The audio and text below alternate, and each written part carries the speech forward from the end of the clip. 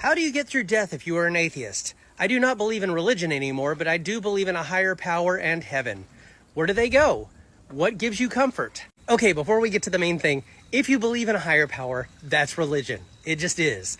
Religion is the belief in a god or gods. And believe it or not, the main reason why a lot of people still cling to religion is because they are afraid of death. And I absolutely get that. There is something a little bit kind of daunting about a finality to your life. But the thing about it is that hell and heaven, both of those sounded terrible to me.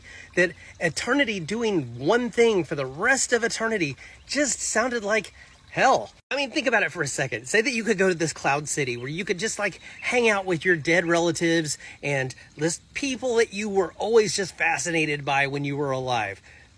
That sounds great for a day, a week, even a year, but an eternity? I don't want to spend an eternity consciously doing any one thing. So when I was a believer, death was actually more scary to me than it is right now, and I'll tell you why. First of all, when you're a believer, you're constantly worried that what if I wasn't good enough to get into heaven? What if you followed God the wrong way? What if you were the wrong denomination? What if you were tested at one point in your life and you failed and you didn't know it? What if your name is not one of the names that's just written in the book of life? So you constantly have that fear in you that maybe I won't get in. So yeah, that's terrifying. Now, as far as death is concerned, there's a couple of ways that atheists look at it.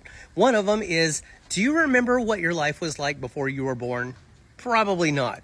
And that's probably what your death is going to be like. Not really remembering much of anything. Now, if you want to look at it from a scientific perspective, physics tell us that energy cannot be created or destroyed, it just transforms. And everything that is alive on this planet is energy. So whenever it dies, it goes on in some form or another. Does our consciousness go with it?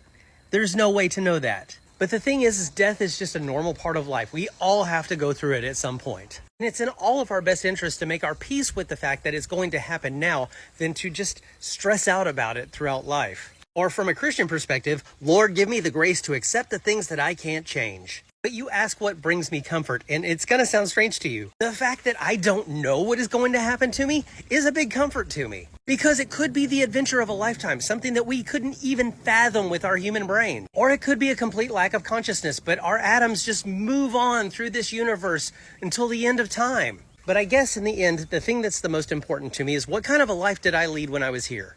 Was I brave enough to experience as much as I possibly could? I think so. Was I curious? Was I kind? Did I stick up for the right things? And I think that I did all those things too. So I can look back on my life and say it was a life well lived. And if there's nothing beyond it, that's okay.